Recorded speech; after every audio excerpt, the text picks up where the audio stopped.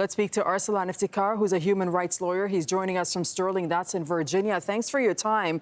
37 million people, that's a staggering amount of people. What stood out for you from this report?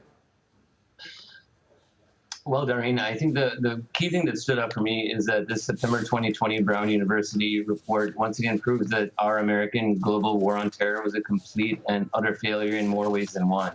So not only did we, bomb, and decimate, nations like Afghanistan, Iraq, and Yemen, and Syria, but we created the largest refugee crisis around the world since World War II, where we now have 30 million refugees around the world. And I think it can't be underscored enough the detrimental impact of our American hegemony on the rest of the world, and this report points that out. So what you're saying is that you do blame with the authors where you do agree, with the authors where they seem to be blaming the U.S. for these numbers. Why is the U.S. being blamed? Because every country that's listed in there is a victim and recipient of an American war. If it were not for the war in Afghanistan, we would not see the outflux of Afghani refugees. Were it not for the war and invasion and occupation of Iraq, we would not see the outflux of Iraqi refugees going not only to the European Union, but into Syria, which led into the conflagration of the Syrian civil war there. If not for American intervention in these regions, a lot of the crises that we see today simply wouldn't exist. Do these reports actually make a difference when it comes to implementing or pressuring policy changes?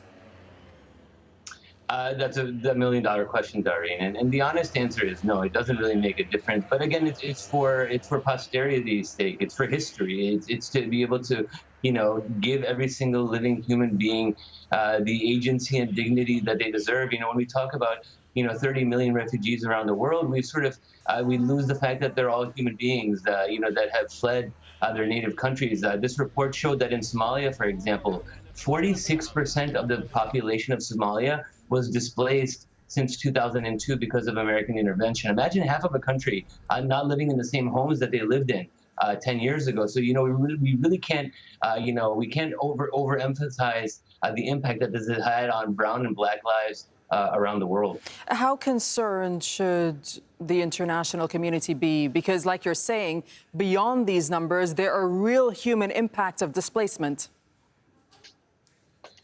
Yeah, and then that's what we're going to be seeing for generations, Darine. For example, in the European Union, we've seen the debate in countries like Germany and France and the UK and Italy about, the refugees versus the migrants. Right-wing, ultra-nationalist European politicians, are framing this as a migrant issue, as though these people are coming out of their free will, whereas under international law, if they're recognized as the refugees that they are, they're actually afforded automatic international legal protections in their host countries. And so, millions and millions of people's lives are not only at stake now in their new adopted home countries, but we also have to understand the impact and the origins of, where all of these crises began.